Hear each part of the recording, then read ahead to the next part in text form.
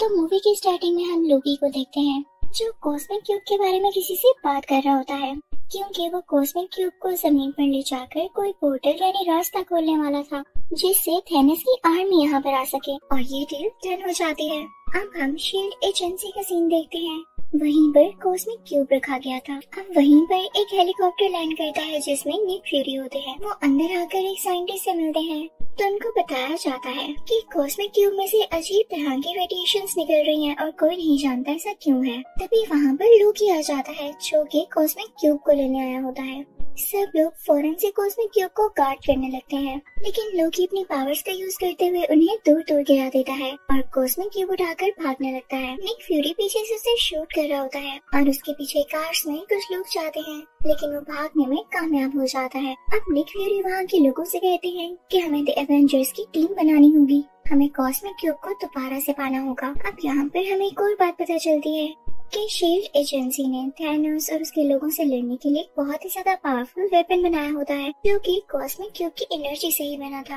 अब Nick Fury सीधा captain America के पास जाते हैं जो कि फर्स्ट एवेंजर है। निक फ्यूरी से सब कुछ बताते हैं कि कॉस्मिक क्यूब को चुरा लिया गया है और उसे वापस लाने में तुम्हारी हेल्प की जरूरत है। दूसरी तरफ हम नताशा को देखते हैं जो कि इंडिया जाकर हल्क को लाती है और उसे कहती है कि तुम्हें कॉस्मिक क्यूब के बारे में काफी नॉलेज है, तो हमें तुम्हारी मदद चाहिए ताकि हम उसको दोबारा से पा सकें। और उधर हम एक एजेंट को देखते हैं जो कि टोनी स्टार्क से इस बारे में बात करता है और अब ये भी एवेंजर्स की टीम में शामिल हो जाता है। अब उसी एजेंट को हम प्लेन में कैप्टन अमेरिका के साथ देखते हैं। वो उसे कहता है कि आपका काम बहुत अच्छा है और मैं इसको एडमायर करता हूँ। अब प्लेन लैंड हो जाता है और कैप्टन अमेरिका मिलता है हल्क और नताशा से। वो लोग एक दूसरे से मिलकर बहुत ज्यादा खुश होते हैं। अब वो लोग एक बहरी जहाज पर बैठ जाते हैं, लेकिन कुछ ही देर में वो बहरी जहाज उड़ने लगता है, यानी वो एक फ्लाइंग क्राफ्ट था। और फिर उसके बाद निक फ्यूरी होलोग्राम क्रिएट करते हुए उसको इनविजिबल कर देते हैं। उधर हम लोकी को शील्ड के उन्हीं दो लोगों के साथ देखते हैं। उन लोगों में बात चल रही होती है कि कॉस्मिक क्यूब बहुत ज्यादा पावरफुल है,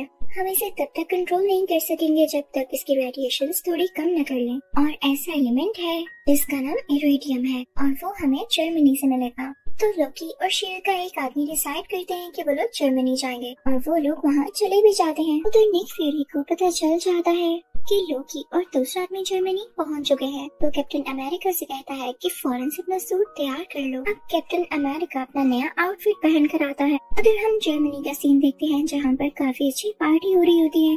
वहाँ पर वहाँ के कमांडर भी होते हैं। तो तभी वहाँ पर एंट्री होती है लोकी की, जो अपनी स्टिक से सबको मारता जाता है और कमांडर को गले से पकड़ते हुए जगह पर लेटाता है और उसकी आंख का होलोग्राम स्कैन करता है और उसे अपने साथी तक भेज देता है। और ऐसा उसने इसलिए किया था कि कमांडर की आंख को स्कैन करते हुए उसका साथी इरेडियम को हासिल कर ले। उसका साथी जल्दी ऐसा कर लेता है, वहाँ से चला जाता है, लेकिन लोकी इधर ही होता है क्योंकि वो चाहता था कि वो सब लोगों के सामने अपनी पावर दिखाए और सब लोग उसे स्ट्रॉन्ग समझें और उसके बाद उन पर रूल कर सके। लोकी उन सब से कहता है कि मेरे सामने झुक जाओ, लेकिन तभी क्राउड में से एक बूढ़ा आदमी बोलता है कि हम तुम्हारे सामने कभी भी नहीं झुकेंगे। तो लोकी अपनी मैजिक स्टिक से कुछ एनर्जी निकालता है और उस पर फेंकता है, लेकिन इससे पहले कि वो उस बूढ़े आदमी को टच होते हुए वो मारा जाता, कैप्टन अमेरिका वहाँ पर पहुँचकर अपनी शील्ड आगे कर देता है, जिससे वो बूढ़ा आदमी बच जाता है। वहाँ पर कैप्टन अमेरिका लोकी से कहता है कि तुम्हारी भूल है कि ये लोग तुम्हारे सामने झुकेंगे। सब जानते हैं कि तुम कैसे हो और तुम डिजर्व ही नहीं करते कि इस दुनिया पर रूल कर सको। ये सुन के लोकी को गुस्सा आ जाता है और यहाँ पर भी वो अपनी मैजिकल स्टिक का यूज करने लगता है, लेकिन तभी कैप्टन अमेरिका दोबारा से अपनी शील्ड आगे कर लेता है और वही शील्ड उस लोकी की तरफ फेंकता है, लेकिन लोकी इस पर दोबारा से अटैक करने लगता है। तो कैप्टन अमेरिका रोल होते हुए पीछे जाता है। लोकी अपनी स्टिक से कैप्टन अमेरिका को काफी ज्यादा हिट कर रहा होता है और कैप्टन अमेरिका भी खुद को डिफेंड कर रहा होता है। तभी वहाँ पर एंट्री होती है आयरन मैन की, जिसको देखकर लोकी घबरा जाता है कि अब तो ये दो लोग हैं, मैं इनसे कैसे लड़ूंगा। तो वो फौरन से उनके साथ जाने के लिए तैयार हो जाता है। अब ये दोनों लोकी को अपने साथ ले जाते हैं। अभी आयरन मैन अपने कुछ लोगों के साथ बातें कर ही रहा होता है कि ये लोग यानी लोकी और उसके साथ ही जर्मनी इसलिए आए थे ताकि इरेडियम को पा सके, क्योंकि कॉस्मिक क्यूब को कंट्रोल करना इतनी आसान बात नहीं है।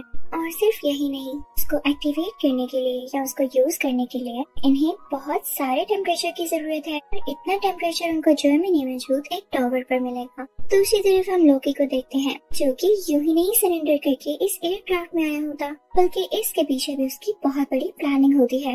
वो इनफैक्ट इनकी एयरक्राफ्ट को डिस्ट्रॉय करने आया था ताकि एवेंजर्स के हाथ में कुछ भी न रहे और वो यहाँ से सेफली एस्केप कर जाए। वो अपने साथी को ऑर्डर्स देता है, वो भी अपने साथियों को लेके इस एयरक्राफ्ट के पास एक और प्लेन में आ जाता है और फिर इस एयरक्राफ्ट के इंजन में एरो मारता है जिससे उसमें आग लगने लगती है। इसकी वजह से पूरा का पूरा एयरक्राफ्ट नीचे गिरने लगता है, लेकिन आयरन मैन जाकर उस इंजन को संभालता है और उसे दोबारा से ऊपर करने की कोशिश करता है, जो कि बहुत हार्ड काम था। अब लोकी के साथ ही उस जगह जाते हैं जहाँ पर लोकी कैद था। उसका दरवाजा खोलकर उसे फ्री करवाने लगते हैं कि तभी वहाँ पर थोर आ जाता है। अब थोर उसी दरवाजे को तोड़ता हुआ अंदर जाता है, लेकिन लोकी फौरन से वहाँ पर आ जाता है और खुद बाहर निकलते हुए थोर को अंदर ही बंद कर देता है। इस बात का पता जब एजेंट को चलता है तो वही एडवांस वेपन निकालते हैं जो उन्होंने कॉस्मिक क्यूब की एनर्जी से बनाया होता है और उससे वो लोकी की तरफ शूट करने ही वाले होते हैं कि तभी उनसे पहले लोकी उनके पीछे आ जाता है और पीछे से अपनी मैजिकल स्टिक उनके आर पार करते हुए उनको काफी जख्मी कर देता है। उधर हम नताशा को देखते हैं जो कि लोकी के एक साथी को बहुत जोर से पंच मारती है जिससे वो नीचे जमीन पर गिर जाता है और उधर हम लोकी को यहाँ से एस्केप करता हुआ देखते हैं। वो टावर पर पहुँच जाता है और तो वहाँ पर मौजूद एक मशीन में उसने कॉस्मिक क्यूब लगा भी दिया था। उधर हम सब एवेंजर्स को एक साथ देखते हैं तो निक फ्यूरी उन्हें बताते हैं कि हमने अपने एजेंट को खो दिया है जो कि कुछ देर पहले उसी स्टिक से जख्मी हुए। सब काफी उदास हो जाते हैं तो आयरन मैन कहता है हमें कैलिफोर्निया में मेरी इंडस्ट्री जाना चाहिए। अब ये सब लोग कैलिफोर्निया पहुंच जाते हैं, लेकिन बुरी बात ये होती है कि कॉस्मिक क्यूब की वजह से पोर्टल खोल दिया गया था और थैनोस की सारी आर्मी यहाँ पे पहुंच जाती है। यहाँ पे सब एवेंजर्स एक साथ हो चुके होते हैं और खल भी गुस्सा करके अपने असली रूप में आ जाता है। इसके बाद उस आर्मी की बस को एक पंच मारता है और उसे फौरन से डिस्ट्रॉय कर देता है। ये सब काफी परेशान होते हैं कि पोर्टल को बंद कैसे किया जाए। तभी निक फ्यूरी को कुछ डायरेक्टर्स की कॉल आती है और वो कहते हैं कि अगर आप लोग इस पोर्टल को बंद नहीं कर पा रहे तो हमारे पास आखिरी ऑप्शन यही है कि हम इस पूरी सिटी को मिसाइल के साथ उड़ा दें और वो मिसाइल जल्दी इधर आ रहा होगा। आप लोग अपनी जान बचा के रखिएगा। निक फ्यूरी ये बात आयरन मैन को बताते हैं। हमारे पास सिर्फ 2.5 मिनट्स हैं, यानी 2.5 मिनट है। इसी में या तो हमें पोर्टल को बंद करना होगा या उसके बाद मिसाइल आने पर उसे रोकना होगा। नताशा काफी घबरा जाती है और लोकी की मैजिकल स्टिक लेकर उस पोर्टल के पास पहुंचती है और उसमें से काफी सारी एनर्जी निकालते हुए उस पोर्टल को बंद करने की कोशिश करती है। लेकिन तभी आयरन मैन उसे कहता है कि रुको, मेरे पास एक और आइडिया है। मेरे पास भी एक मिसाइल है जिसे मैं उस जगह पर फेंकूंगा जहाँ पर थैनोस के लोग हैं। और वो मिसाइल लेकर उस जगह पहुँच ही जाता है और उस जगह को डिस्ट्रॉय कर देता है। लेकिन काफी टाइम हो जाता है, वो वहाँ से नहीं लौटता। तो कैप्टन अमेरिका नताशा से कहता है कि हमारे पास और टाइम नहीं है, हमें पोर्टल बंद करना होगा वरना हम सब भी डिस्ट्रॉय हो जाएंगे, मारे जाएंगे। नताशा उस पोर्टल को बंद करने लगती है। आयरन मैन भी उसी पोर्टल में था और सब काफी दुखी थे क्योंकि ये नहीं जानते थे कि अब आगे क्या होने वाला है। पोर्टल को बंद न किया तो इन पर मिसाइल गिरा दिया जाएगा, अगर पोर्टल को बंद कर दिया तो आयरन मैन अंदर ही रह जाएगा। लेकिन तभी उस पोर्टल में से आयरन मैन नीचे की तरफ आता है, यानी इस दुनिया पर गिरता है। सब लोग बहुत खुश हो जाते हैं। उन्होंने थैनोस की कम्युनिटी को भी तबाह कर दिया था और उनका दोस्त भी वापस आ चुका था, तो सब उन लोगों को काफी अप्रिशिएट करते हैं। अभी सब एवेंजर्स मिलकर उसी टावर तक जाते हैं। यहाँ पर लोकी को पकड़ लिया जाता है। फिर हम देखते हैं कि थोर लोकी को लेता है और साथ कॉस्मिक क्यूब को भी उसे अपने साथ लेकर अपने रहने की जगह यानी एस्गार्ड तक पहुँच जाता है, जो कि हमने मूवी थोर में भी देखा था। तो इस मूवी में एवेंजर्स के पार्ट 1 के एंडिंग सीन में हम देखते हैं कि एक आदमी थैनोस से कह रहा होता है, जमीन के लोग बहुत पावरफुल हैं, हमें इनसे लड़ने के लिए और ज्यादा स्ट्रॉन्ग होना होगा। तभी यहाँ पर थैनोस एक स्माइल पास करता है, यानी उस चीज के लिए भी तैयार है। तो अब मैं आपको एक्सप्लेन करूंगी एवेंजर्स का पार्ट 2। तो इस मूवी के स्टार्टिंग में हम सब एवेंजर्स को देखते हैं जो कि हाइड्रा की बेस पर अटैक करने जा रहे होते हैं, क्योंकि हाइड्रा का लीडर काफी अजीब एक्सपेरिमेंट्स कर रहा था। उसके पास एक सेप्टर होता है, एक ऐसी स्टिक जिसके अंदर जेम लगा हुआ है। एमसीयू के पहले पार्ट्स में आपने इसको जरूर देखा होगा। तो अब एक्सपेरिमेंट्स कुछ ऐसे थे कि वो कुछ इंसानों पर इस सेप्टर को यूज करते हुए उनमें कुछ एनर्जी डाल देता था ताकि वो उसके लिए लोगों से लड़ सके, इवन एवेंजर्स से भी। तो उसका नेक्स्ट टारगेट एवेंजर्स ही थे। वो दो बहन भाइयों को चूज करता है जो कि ट्विंस होते हैं। हाइड्रा का लीडर इन पर एक्सपेरिमेंट कर चुका था और अब इनमें काफी एनर्जीज थी। अब वो लड़की जिस पर एक्सपेरिमेंट किया गया होता है वो आयरन मैन के पास जाती है और अपने हाथों से कुछ एनर्जीज निकालकर उसको हिप्नोटाइज करने लगती है और उसका भाई जाता है कैप्टन अमेरिका के सामने ताकि उस पर अटैक कर सके। अब यहाँ पर सीन चेंज होता है और हम देखते हैं कि ये लोग जब हाइड्रा बेस पर गए थे तो इन्होंने उन लोगों को हरा दिया था और ये लोग सेप्टर ही लेने गए थे। आयरन मैन उस सेप्टर को हासिल कर चुका होता है और अब आता है अपनी लैब में।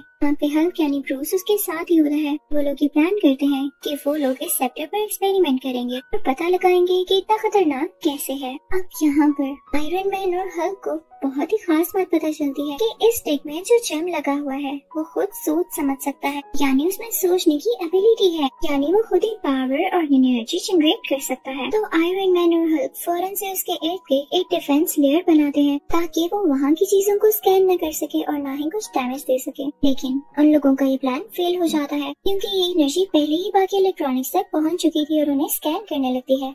वहाँ पर आयरन मैन का एक और पर्सनल कंप्यूटर होता है जो कि खुद की इंटेलिजेंस रखता था। वो अपने अंदर से रेस निकालने लगता है और सेप्टर से लड़ने लगता है ताकि वो बाकी इलेक्ट्रॉनिक्स को डैमेज न कर सके और ना ही उन्हें रीड कर सके। लेकिन सेप्टर भी अपने अंदर से रेस निकालकर उस कंप्यूटर को डिस्ट्रॉय कर देता है और इसके बाद सेप्टर यहाँ से किसी दूसरे इलेक्ट्रॉनिक में शिफ्ट होकर भाग जाता है। सेप्टर वहाँ से निकलते हुए उस पूरे टावर को डिस्ट्रॉय कर देता है। इसके बाद वो हाइड्रा बेस जाता है ताकि थोड़ा बहुत खुद को रिकवर कर सके और अपनी एनर्जीज को एनहांस कर सके।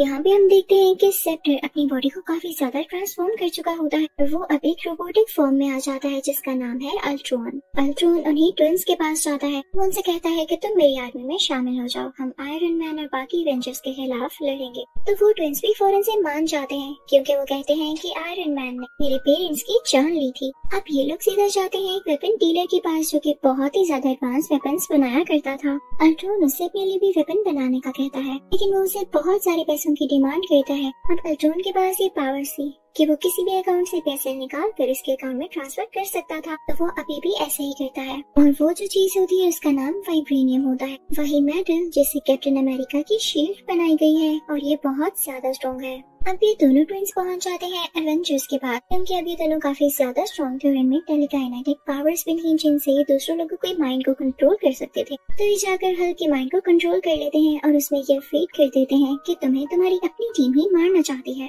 तो वो गुस्से में आ जाता है और इनसिक्योर भी फील करने लगता है, तो वो अपनी ही टीम को खत्म करने के लिए आगे बढ़ता है। अब हल्क क्योंकि बहुत ज्यादा पावरफुल था तो आयरन मैन भी अपना नया सूट पहन आता है जो कि उसने पहले से तैयार कर रखा था और ये सिर्फ और सिर्फ हल्क को कंट्रोल करने के लिए था क्योंकि उसने सब कुछ फोर्स ही कर लिया था, यानी वो पहले से जान चुका था कि हल्क एक न एक दिन ऐसा जरूर करेगा क्योंकि उसके दिमाग में ये चीज फीड कर दी जाएगी। अब यहाँ पर उन दोनों में काफी हैवी फाइट स्टार्ट होती है।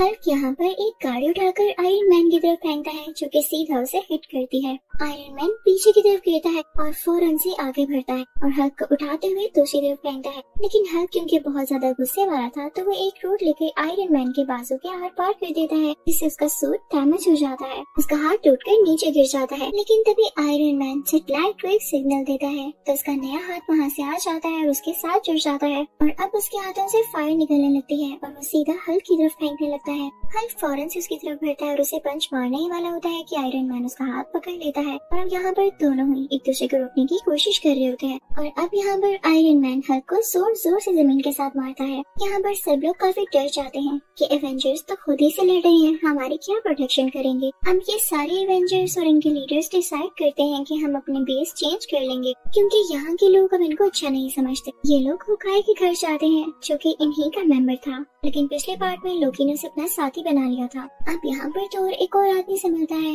वो भी इन्हीं का मेंबर था और लोकी का साथी बन चुका था, जो उसे अपने पर किए गए अटैक के बारे में बताता है जो कि उन्हीं ट्विंस में से एक लड़की ने किया था। नेक्स्ट सीन में हम कोरिया को देखते हैं। वहाँ पर अल्ट्रॉन जाता है और एक लड़की से मिलता है। अल्ट्रॉन क्योंकि उसे जेम की पावर से बना होता है तो वो चाहता था कि उसे जेम को एक बार दोबारा से यूज करके उसे वाइब्रेनियम के साथ मिलाकर और ज्यादा स्ट्रॉन्ग किया जाए। तो उस लेडी से कहता है कि तुम मेरे इस काम में मदद करो। लेकिन तभी वहाँ पर उन ट्विन बहन भाइयों में से लड़की उसका माइंड रीड कर लेती है तो उसे पता चलता है कि ये उसे सेप्टर को दोबारा से वाइब्रेनियम के साथ मिलाकर अपने लिए एक बहुत पावरफुल वेपन तैयार करना चाहता है ताकि इससे ये सब इंसानों को मार सके और यहाँ पर रूल कर सके। तो उसे ये बात बिल्कुल अच्छी नहीं लगती क्योंकि वो खुद भी एक इंसान थी। वो काफी रोने लगती है। अल्ट्रॉन से कहती है कि हमें तो ये लगता था कि तुम आयरन मैन के अगेंस्ट हो, लेकिन तुम तो पूरी दुनिया को खत्म करना चाहते हो, तो सॉरी, इस काम में हम तुम्हारी कोई हेल्प नहीं करेंगे। तभी वहाँ पर एंट्री होती है कैप्टन अमेरिका, नताशा और होकाई की वो लोग वहाँ से कोई सिंथेटिक बॉडी लेने आए थे। ताशा स्प्लिंट का दरवाजा खोलती है जिसे सिंथेटिक बॉडी वो लोग हासिल कर लेते हैं। अब ये लोग बेस पर आते हैं जहाँ पर आयरन मैन उसको यूज करते हुए अपना कंप्यूटर वापस लाने की कोशिश करता है।